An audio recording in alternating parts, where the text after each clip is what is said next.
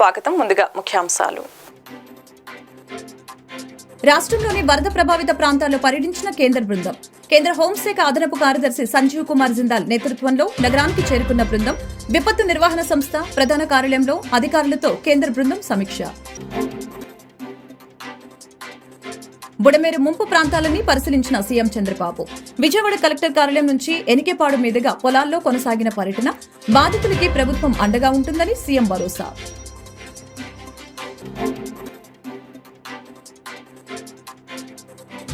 బెజవాడకు మరొకసారి వరద ముంపు. నిన్న రాత్రి నుంచి ఎడతెరిపి లేకుండా కురుస్తున్న భారీ వర్షం ఆందోళనలో బెజవాడ వాసులు.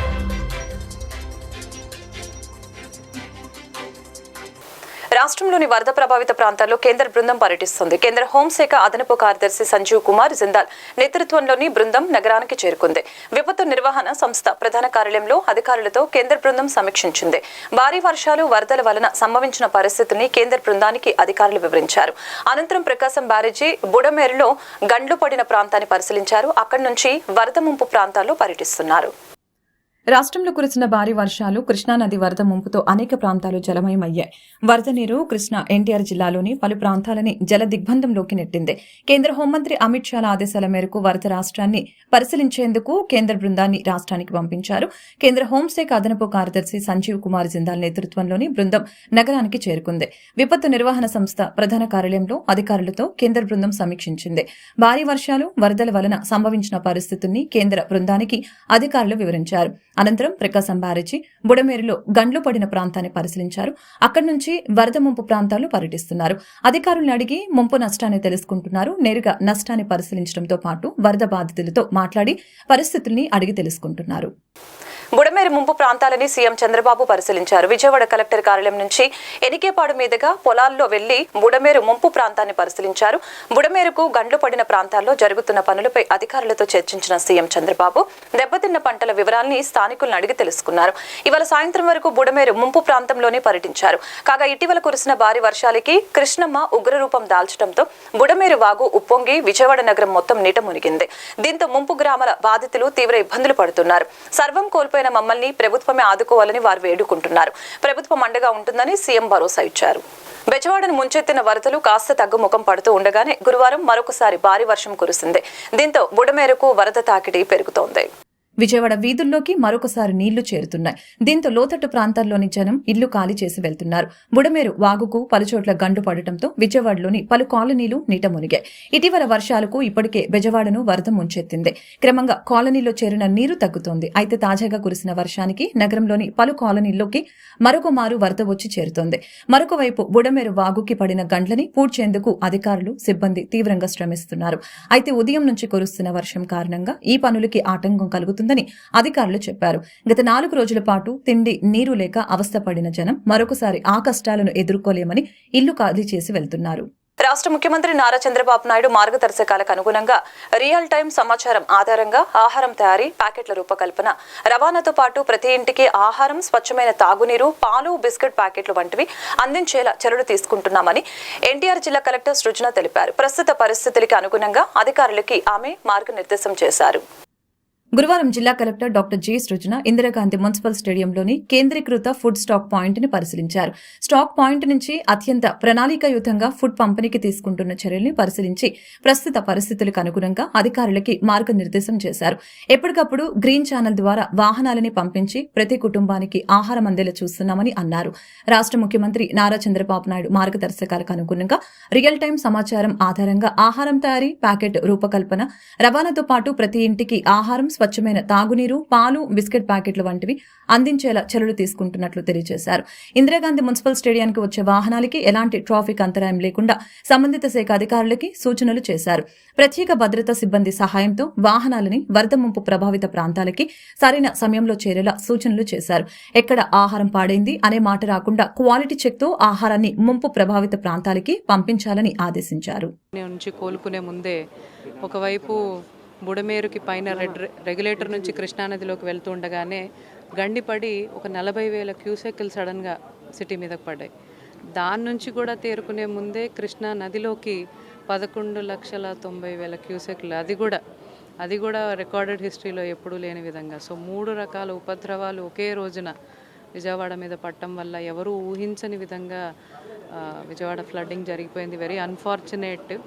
మాకుండే 64 కార్పొరేట్ వార్డ్స్లో 32 వార్డ్స్ పూర్తిగా జలమయం అయ్యే పరిస్థితి వచ్చింది. మీకు తెలుసా ఆ ఏరియా బుడమేరు పరివాహక ప్రాంతాలు సింగనగర్ వైపు కావచ్చు, రూరల్లో కూడా మీకు మా విజయవాడ రూరల్ మండలం ఇబ్రాహీంపట్నం, కాస్త జీకొండూరు అవి కూడా ఈ బుడమేరు వల్ల అఫెక్ట్ అయిన వాళ్ళలో. అందులో ఎక్కువగా జక్కంపూడి, అంబాపురంతో పాటు ఆ పరివాహక ప్రాంతాలు 32 వార్డులు కూడా చాలా విపత్కర పరిస్థితులు ఎదుర్కోవడం జరిగింది. సండే ఆదివారం రోజు గౌరవ ముఖ్యమంత్రి గారు వచ్చి చూసిన తర్వాత ఒక కంట్రోల్ రూమ్, హుటాహుటిన కంట్రోల్ రూమ్ ఏర్పాటు చేసుకోవడం. మేము అప్పటి వరకు ప్రిపేర్ అయింది 24 సెంటీమీటర్ల వర్షపాతానికే. ఈ కృష్ణానది నుంచి వచ్చే 11 లక్షల క్యూసెక్లకు కానీ, బుడమేరుకి గండి పడుతుందని కానీ, ఎప్పుడు ఊహించని పరిస్థితుల్లో 40,000 క్యూసెక్లు అక్కడ వస్తుందని కానీ ప్రిపేర్ అవ్వలేకపోయినాం. అది జిల్లా యంత్రాంగం రిసోర్సెస్కి కానీ మనుషులకు కానీ సరిపడనంత హ్యాండిల్ చేయలేనంత పరిస్థితి వచ్చింది. కాబట్టి గౌరవ ముఖ్యమంత్రి గారు రావడం జరిగింది. వచ్చిన తర్వాత ఇక్కడ కంట్రోల్ రూమ్ ఏర్పాటు చేసుకోవటము, ఆ రోజు నుంచి కూడా ఒక వ్యవస్థను ఏర్పాటు చేసుకొని రాష్ట్ర వ్యాప్తంగా కూడా ఆఫీసర్లను ఇక్కడ డిప్లాయ్ చేయటము, రిసోర్సెస్ కూడా అంటే ఫుడ్ ప్యాకెట్స్ నుంచి, మంచినీటి ప్యాకెట్స్ నుంచి, మాకు కావాల్సిన ట్యాంకర్లు, మాకు కావాల్సిన లారీలు, ట్రాక్టర్లు, ఫ్రూట్స్, బిస్కెట్లు అన్నీ కూడా రాష్ట్ర వ్యాప్తంగా మొబిలైజ్ చేసుకొని, కొన్ని అయితే మేము తిరుపతి, చెన్నై, హైదరాబాద్ నుంచి కూడా తెప్పించుకుంటున్నాము. వీటన్నిటిని మొబిలైజ్ చేసుకొని ఇక్కడ పంపకం మొదలుపెట్టడం జరిగింది. దాంతోపాటు మేము ఈ రోజున ఒక 2 రోజులు చాలా కష్టమైంది. బికాజ్ అవి బోట్లలో కూడా వెళ్ళే పరిస్థితుల్లో లేవు. మొదటి రోజు మేము సండే మొదలుపెట్టినప్పుడు మా దగ్గర 3-4 బోట్లే ఉండేటివి. అంటే బికాజ్ ఎన్డీఆర్ఎఫ్ టీం ఒకటి వస్తే 4 బోట్లు వస్తాయి. 26 సెంటీమీటర్స్ కాబట్టి ఒక ఎన్డీఆర్ఎఫ్ టీం అనుకున్నాం. కానీ ఆ బుడమేరు వచ్చిన దానివల్ల ఈ రోజున మా దగ్గర 29 ఎన్డీఆర్ఎఫ్ టీమ్స్ 2 బోట్లతో మొదలుపెట్టి నిన్నటికి 300 బోట్ల వరకు ఆపరేట్ చేయగలగటం, బోట్స్ ద్వారా ఫుడ్ పంపకాలు. మంగళగిరిలోని టీడీపీ ప్రధాన కార్యాలయంపై దాడి కేసులో వైసీపీ నేత బాపట్ల మాజీ ఎంపీ నందిగం సురేష్ ని పోలీసులు అదుపులోకి తీసుకున్నారు. హైదరాబాద్ లో ఉన్న ఆయనను అరెస్టు చేసి ఏపీకి తరలిస్తున్నట్లు సమాచారం. కాగా ఈ కేసులో ముందస్తు బెయిల్ కోసం సురేష్ దాఖలు చేసిన పిటిషన్ ని హైకోర్టు కొట్టివేసిన విషయం తెలిసిందే. దీంతో తుళ్లూరు పోలీసులు బుధవారం సురేష్ ను అరెస్టు చేసేందుకు ఉద్దండరాయనిపాలెంలోని ఆయన నివాసానికి వెళ్లారు. అయితే అరెస్టుపై సమాచారంతో ఆయన తన ఫోన్ స్విచ్ ఆఫ్ చేసి అజ్ఞాతంలోకి వెళ్లిపోయారు. దాంతో పోలీసులు కొంతసేపటి వరకు వేచి చూసి అక్కడి నుంచి వచ్చేశారు. ఆ తర్వాత సెల్ ఫోన్ సిగ్నల్స్ ఆధారంగా సురేష్ బుధవారం ఉదయం నుంచి ఎక్కడ ఉన్నారో పోలీసులు విచారణ చేపట్టారు. దాంతో పోలీసులకి ఆయన హైదరాబాద్ నుంచి పారిపోయేందుకు ప్రయత్నిస్తున్నట్లు తెలిసిందే. వెంటనే హైదరాబాద్ వెళ్లిన ప్రత్యేక బృందం సురేష్ ను అదుపులోకి తీసుకున్నట్లు సమాచారం. కాగా ఈ కేసులో నిందితులుగా ఉన్న వైసీపీ నేతలు దేవినేని అవినాష్, లప్పిరెడ్డి, తలసిల రఘురాం తదితరులు అందరూ అజ్ఞాతంలోకి వెళ్లిపోవడంతో గుంటూరు, బాపట్ల, పల్నాడుకు చెందిన 12 పోలీసు బృందాలు వారి కోసం వెతుకుతున్నారు. సత్యవేడు నియోజకవర్గం ఎమ్మెల్యే కోనేటి ఆదిమూలం తనను లైంగికంగా వేధించాడంటూ టీడీపీ మహిళా నేత ఒకరు ఆరోపించిన విషయం తెలిసిందే. ఈ లైంగిక వేధింపుల ఆరోపణల్ని తీవ్రంగా పరిగణించి టీడీపీ అధిష్టానం ఆయనపై చర్యకి ఉపక్రమించింది. పార్టీ నుంచి సస్పెండ్ చేస్తూ నిర్ణయం తీసుకుంది. మహిళపై అసభ్యంగా ప్రవర్తించినందుకు పార్టీ క్రమశిక్షణ చర్యల్లో భాగంగా సస్పెన్షన్ వేటు వేసింది. ఈ మేరకు పార్టీ రాష్ట్ర అధ్యక్షులు పల్లా శ్రీనివాసరావు ప్రకటించారు.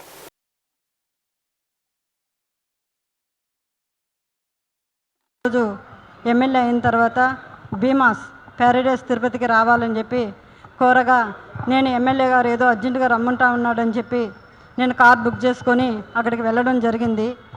రూమ్ నెంబర్ 109 జూలై 6వ తారీఖు రోజు నేను అక్కడికి వెళ్ళడం జరిగింది. అక్కడ ఎవరూ లేదు, ప్రశాంతంగా ఉండింది. ఎమ్మెల్యే గారు మాత్రమే రూమ్లో ఉన్నారు. నేను వెంటనే రూమ్లోకి వెళ్ళడం నా పైన బలాత్కారానికి పాల్పడిన తర్వాత నేను అతనికి లొంగిపోవడం జరిగింది.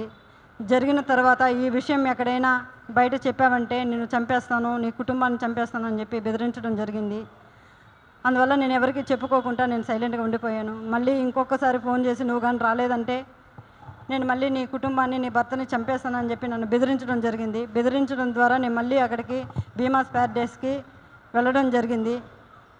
వెళ్ళిన తర్వాత నేను పూర్తిగా ఆయన్ని అవాయిడ్ చేస్తూ వచ్చాను. నేను అవాయిడ్ చేశానని తెలుసుకున్న అతను నాకు పదే సైకోలాగా నిమిషానికి ఒకసారి ఫోన్ చేయడం జరిగింది.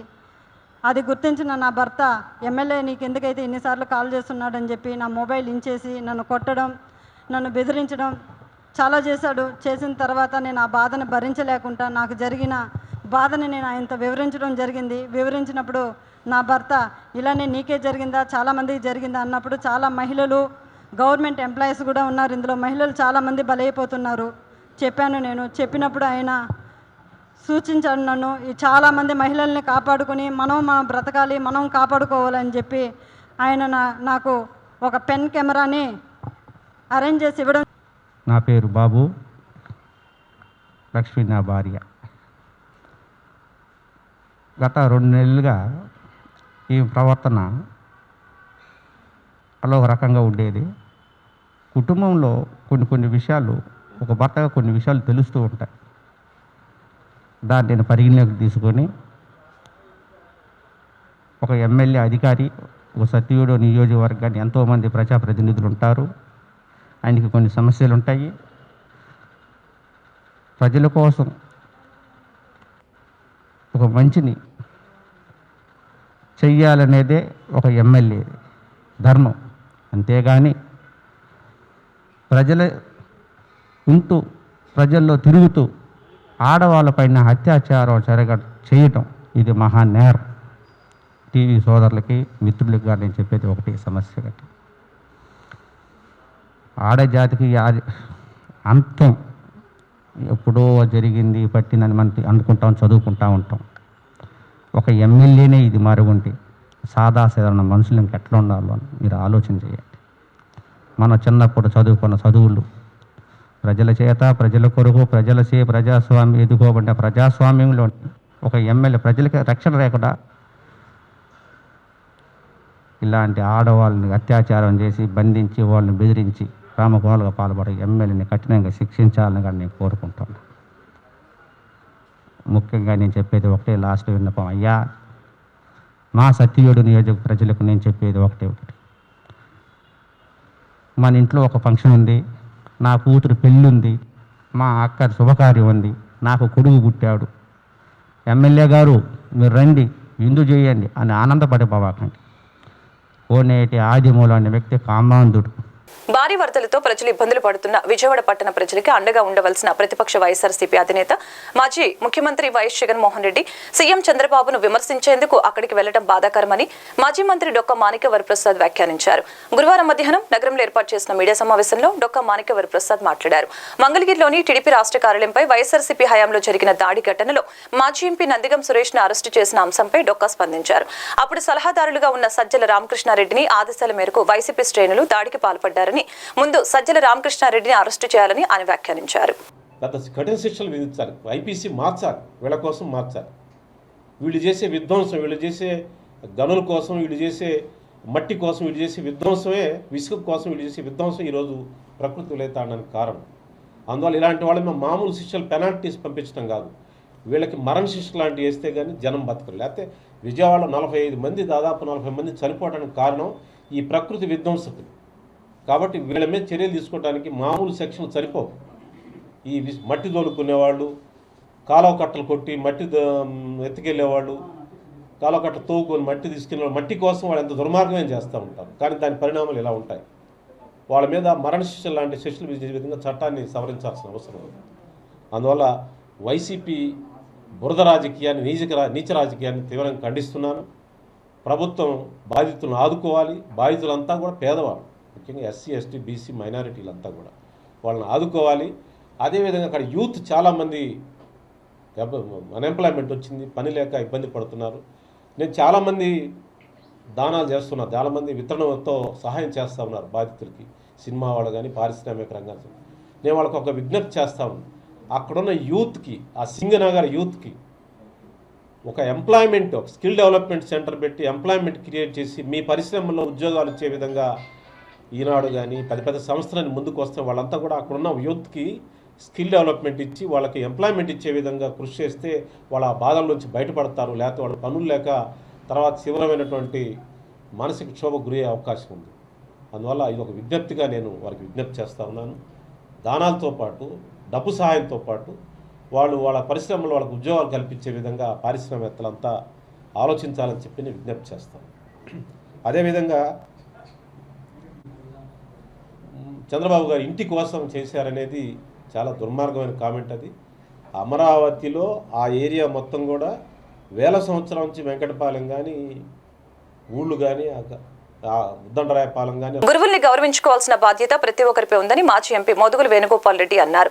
నేడు సర్వేపల్లి రాధాకృష్ణన్ జయంతి సందర్భంగా టీచర్స్ డే వేడుకల్ని గురువారం ఉదయం నగరంలోని బృందావన్ గార్డెన్స్ లో గల జిల్లా వైఎస్ఆర్ కాంగ్రెస్ పార్టీ కార్యాలయంలో పలువురు ఉపాధ్యాయుల్ని వైఎస్ఆర్ టీచర్స్ ఫెడరేషన్ ఆధ్వర్యంలో ఘనంగా సత్కరించారు. ఈ కార్యక్రమంలో వైఎస్ఆర్సీపీ రాష్ట్ర నాయకులు మాదిరెడ్డి శ్రీనివాస్ రెడ్డి, పలువురు వైఎస్ఆర్సీపీ శ్రేణులు, ఉపాధ్యాయులు పాల్గొన్నారు. ఈ సందర్భంగా కార్యక్రమాన్ని ఉద్దేశించి మాజీ ఎంపీ మోదుగుల వేణుగోపాల్ రెడ్డి మాట్లాడారు. గురువుల్ని గౌరవించుకోవాల్సిన బాధ్యత ప్రతి ఒక్కరిపై ఉందని తెలిపారు. That constitution has given a provision under CRPC. ఎవరైనా కానీ కేసు పెట్టిన తర్వాత యాంటిసిపేటరీ బెయిల్ కోసం అప్లై చేసుకోవచ్చు. ఈ రోజున హైకోర్టు రిజెక్ట్ చేసింది. They can approach supreme court. పోలీసులు వాళ్ళ పని వాళ్ళు చేసుకుంటారు. కేసులో ఇరికించబడినటువంటి ముద్దాయిలు వాళ్ళ పని వాళ్ళు చేసుకుంటారు. అంతేగాని పారిపోయటం, డిపోర్టేషను, ఆర్థిక నేరాలు చేసిన వాళ్ళు కాదు వీళ్ళు. ఈ దేశం సిగ్గుతో తల వంచుకోవాల్సిన వాళ్ళు విజయమాల్య లాంటి. అంతేగాని ఈ రోజున మా అధినాయకుడిని అంత మాట అన్న తర్వాత దాని రిపకర్షన్స్ అంటే దాని యొక్క ప్రతిగా ఏమి చేస్తారనేటువంటిది మన చేతిలో ఉండదు.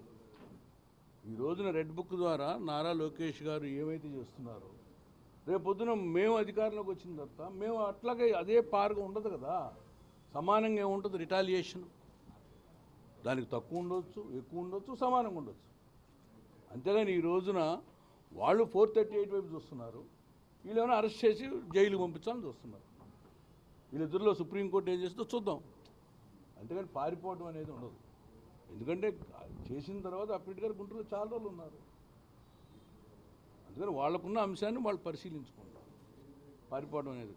నెక్స్ట్, నల్లపాడు పోలీస్ స్టేషన్ పరిధిలో ఇద్దరు ముద్దాయిలు అరెస్టు. మీడియా ముఖంగా వెల్లడించిన పశ్చిమ డీఎస్పీ పి మల్లికార్జునరావు, ఉప్పల సురేష్ 30 సంవత్సరాలు, కదివలసు నరసింహారావు 39 సంవత్సరాలు ఇద్దరు నిందితుల్ని అరెస్టు చేసినట్లు వెల్లడించారు డీఎస్పీ. వీరిద్దరిపై పలు పోలీస్ స్టేషన్లలో కేసులు ఉన్నట్లు గుర్తించారు. సుమారు 5 కేజీల వెండి ఆభరణాలు, బంగారు చైను, చెవిదిద్దులు స్వాధీనం చేసుకున్నట్లు వెల్లడించారు డీఎస్పీ. ఇద్దరు ముద్దాయిల్ని రిమాండ్కి తరలిస్తున్నట్టు తెలిపారు.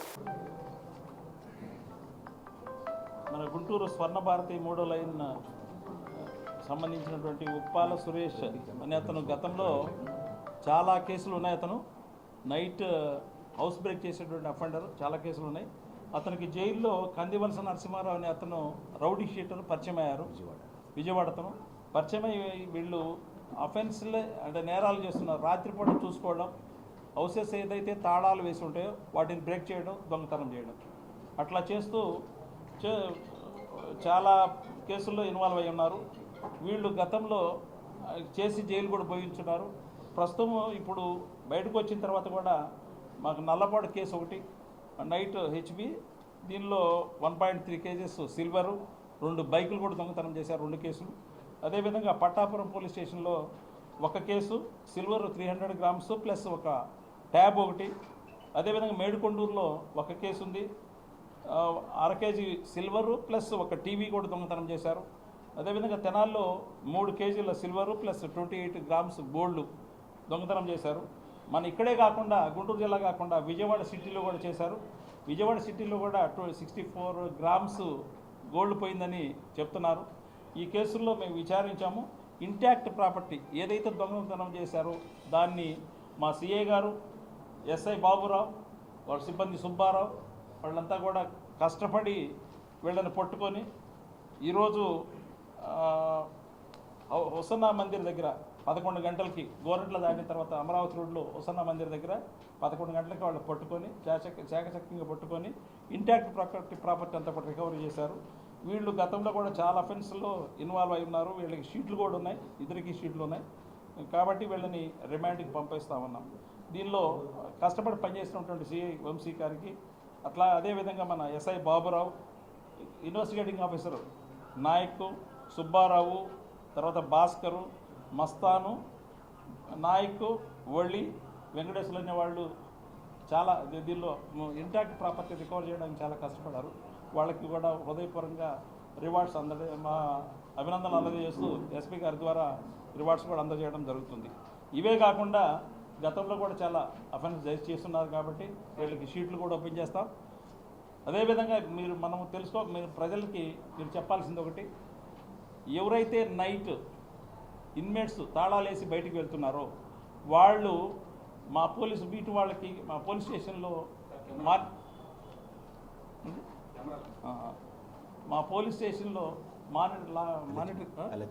LHMS అనేటువంటిది ఒకటి ఉంది. అంటే మీరు లాక్ చేసి ఉపాధ్యాయులు పిల్లలకు కేవలం పాఠాలు మాత్రమే నేర్పడం కాకుండా జీవితంలోని మంచి చెడుల గురించి, సమాజం పట్ల మంచి భావనల గురించి బోధించే ఉపాధ్యాయులకి గుంటూరు నల్లపాడు బాసర కాన్సెప్ట్ స్కూల్ నందు గురు పూజ మహోత్సవాలు సందర్భంగా సన్మాన కార్యక్రమం ఘనంగా నిర్వహించారు.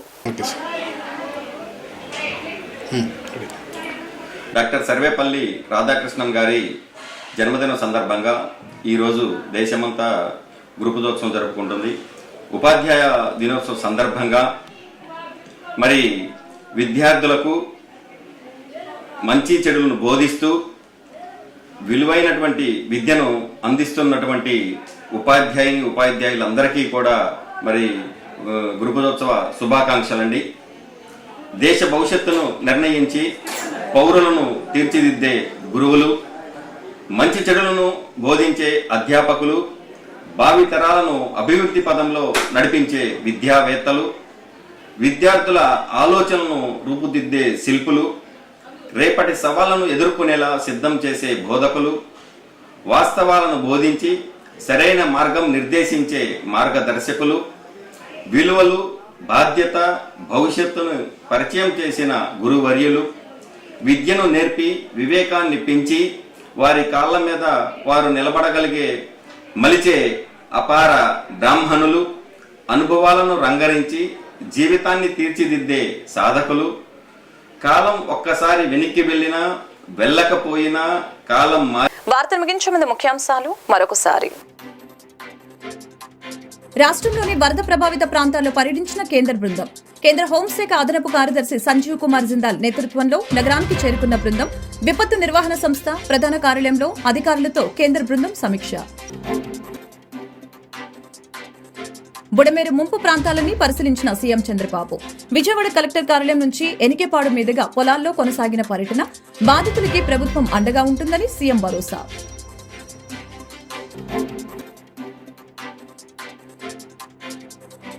బెజవాడకు మరొకసారి వరద ముంపు. నిన్న రాత్రి నుంచి ఎడతెరిపి లేకుండా కురుస్తున్న భారీ వర్షం. ఆందోళనలో బెజవాడ వాసులు.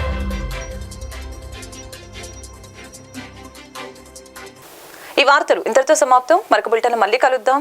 నమస్కారం.